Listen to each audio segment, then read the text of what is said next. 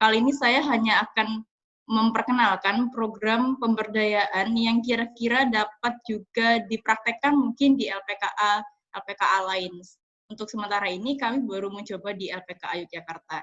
Jadi program PKMM ini pada intinya adalah bagaimana kita sebagai mahasiswa atau mungkin masyarakat yang mempunyai keahlian khusus dapat membimbing para andikvas ini untuk membuat sebuah produk yang mempunyai nilai tinggi dan mempunyai estetik tinggi begitu. Sebelumnya kita juga telah mendengarkan dari materi yang telah dipaparkan oleh Kak Anggi bahwa anak-anak yang berada di LPKA pada umumnya mempunyai stress level yang tinggi dan mereka pada umumnya juga cemas bagaimana masa depan mereka nanti setelah keluarnya dari LPKA begitu. Namun tadi dijelaskan juga oleh Pak Aris bahwa andikvas yang ada di LPKA, oh ya, Andikpas itu adalah kepanjangan dari Anak Didik Pemasyarakatan bagi teman-teman yang belum tahu, namun saya kira para bapak sini juga sudah sangat mengenal Andikpas. Jadi Andikpas yang ada di LPKA Yogyakarta itu kalau kata Pak Aris tadi, anaknya kalem kok, nggak agresif, jadi enak kalau disuruh ngapa-ngapain. Mungkin disuruh mandi juga masih mau kan, kalau di LPKA Yogyakarta ini. Dan kami juga kebetulan berkesempatan untuk bertemu dengan adik-adik yang ada di LPKA dan memang ketika kita berinteraksi mereka juga enak diajak interaksi, jadi tidak ada yang gimana ya istilahnya pura-pura memberontak atau bosan gitu, tidak, mereka menyambut dengan baik. Nah, kemudian Pak Aris juga sempat menyinggung bahwa sebenarnya seharusnya keterampilan yang ada dalam LPKA itu kan mengikuti mau dari Andikpas ya kan. Tetapi kan tidak semua orang bisa diakomodir seperti itu. Dan kebetulan saya juga mengerti bahwa keadaan di LPKA juga kebanyakan mungkin ada yang kurang SDM, mungkin juga kurang dana, karena ya memang dananya hanya segitu dan SDM-nya juga biasanya mengambil dari luar seperti kerjasama dengan BKBI tadi kata Pak Aris begitu. Sehingga LPKA ini sebenarnya merupakan ladang bagi teman-teman mahasiswa yang kemudian ingin mencoba untuk mempraktikkan apakah keterampilan yang didapatkan di universitas pada saat kuliah itu sudah bisa dipraktikkan atau belum. Kebetulan LPKA ini pas banget tempatnya teman-teman. Nah, kemudian saya akan melanjutkan bagaimana, kan tema ini adalah bagaimana cara mengatasi kecemasan Andikpas sekeluarnya dari LPKA begitu ya. Nah, salah satu poin yang terpenting adalah bagaimana kita bisa memberikan bekal untuk para Andikpas ini sehingga ketika mereka keluar, kemudian mereka tidak perlu lagi memikirkan saya nanti harus kerja apa. Karena ini bukan sebuah rahasia umum ya. Saya rasa Andikpas juga memiliki catatan kriminal, SKCK-nya tidak bersih, sehingga ini bisa menjadi hambatan bagi teman-teman mantan Andikpas untuk mencari pekerjaan formal. Oleh karena itu, pembinaan yang dilakukan dalam LPKA seharusnya bisa bersifat aplikatif dan praktis, sehingga sekeluarnya dari LPKA, mereka tidak perlu lagi melamar kerja, tapi mereka akan membuat tempat kerja, jadi mereka yang memperkerjakan begitu, atau bahkan mereka bisa bekerja sendiri. Nah, untuk solusi itu kemudian teman-teman dari Universitas 11 Maret dengan PKMM Booster ini menggagas bagaimana kalau kita kemudian mengajarkan mereka untuk membuat sebuah speaker, tapi bukan speaker biasa, bukan speaker dari berbahan plastik, bukan speaker hanya yang bisa mengeluarkan suara, tapi speaker yang berasal dari bahan yang sehari-hari bisa kita temui di mana-mana. Saya rasa di setiap daerah ada pasti. Speaker dari bambu, dan kemudian bambu itu diberikan nuansa Nusantara, yaitu batik. Nah, kemudian jadilah PKM Booster ini. Booster adalah kepanjangan dari bambu batik speaker. Bisa di next presentasi saya. Halo, panitia.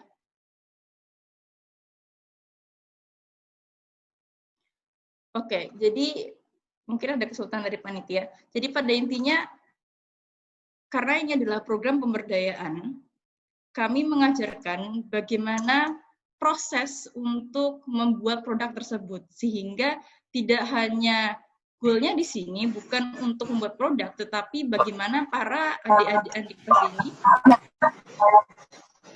halo, adakah yang ingin disampaikan? Saya lanjutkan ya. Bagaimana para adik-adik Andipas ini kemudian mendapatkan skill atau keterampilan untuk membuat sebuah booster.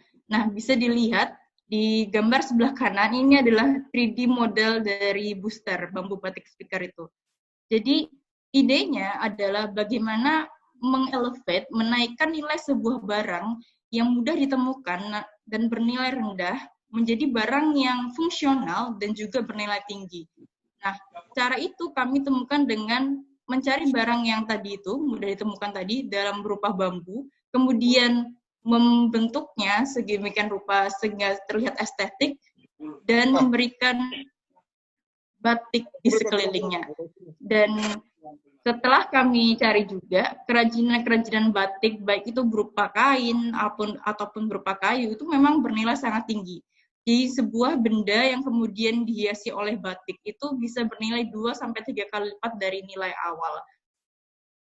Nah, untuk itu tercapailah bagaimana Andikpas ini dapat membuat booster dan menjadikan income generating bagi Andikpas.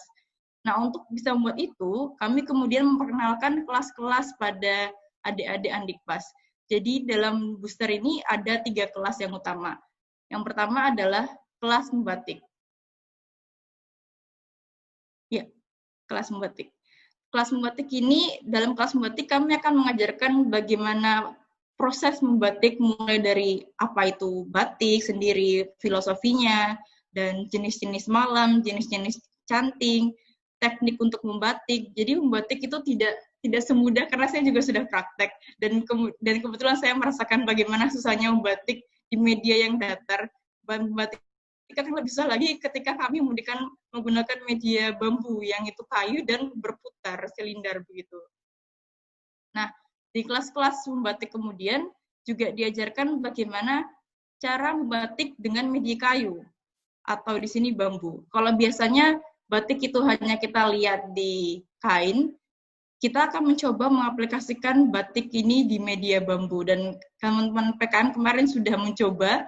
Memang bisa diaplikasikan, tetapi dengan proses yang lebih rumit dan proses yang lebih susah dan telaten harusnya gitu.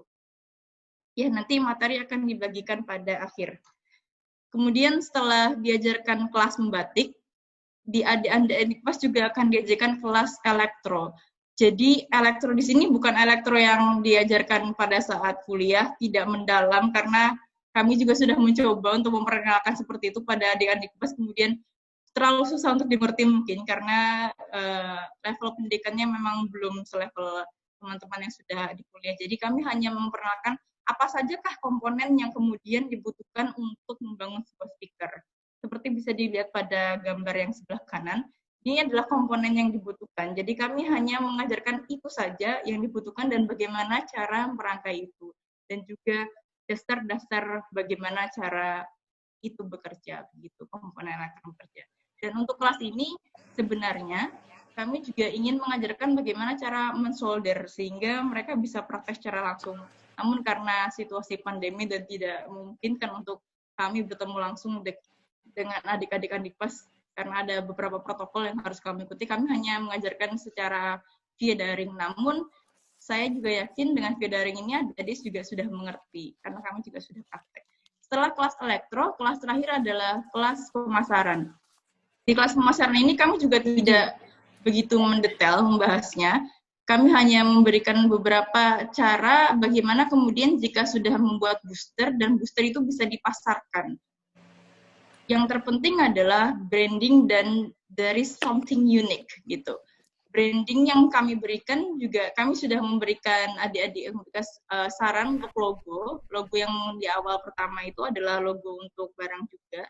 Itu branding dan kami juga akan membantu jika kemungkinan adik-adik akan ingin mendaftarkan logonya ke Dirjen KI, kami siap membantu.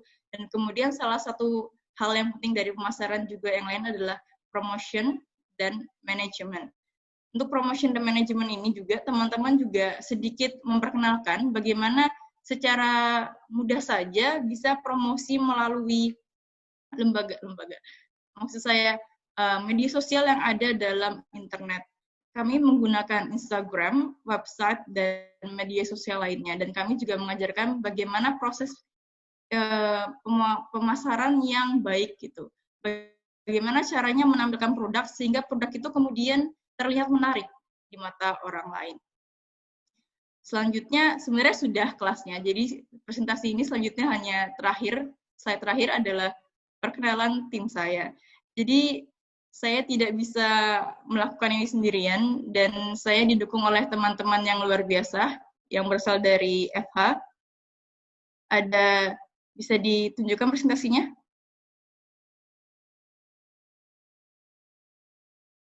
Oke, tim kami terdiri dari 6 orang dengan saya sebagai ketuanya. Ada 3 orang dari FH, termasuk saya dan Mbak Reni, Mbak Rohma. Lalu ada 1 orang dari Teknik Elektro yang nanti mengajarkan bagaimana cara solder dan komponen elektro dan dasar-dasar teknik elektro. Selanjutnya juga ada dari Fakultas Fakultas FSRD dengan jurusan karya tekstil, yaitu Mbak Erina Rahayu dan dosen pendamping saya Pak Rustam Maji. Demikian presentasi dari saya, namun sebelum saya tutup, ada satu ungkapan, satu kalimat yang selalu dipegang oleh teman-teman yang ada dalam tim booster ini. Bisa di next slide-nya? Kami selalu memegang teguh ucapan bahwa jangan mengutuk kegelapan, melainkan mulailah menyalakan lilin yang padam. Jadi janganlah mengutuk Andikpas dengan segala macam kekurangan mereka dan kesalahan mereka. Tapi mulailah mengajarkan mereka bagaimana caranya untuk menjadi manusia yang lebih baik. Begitu, teman-teman.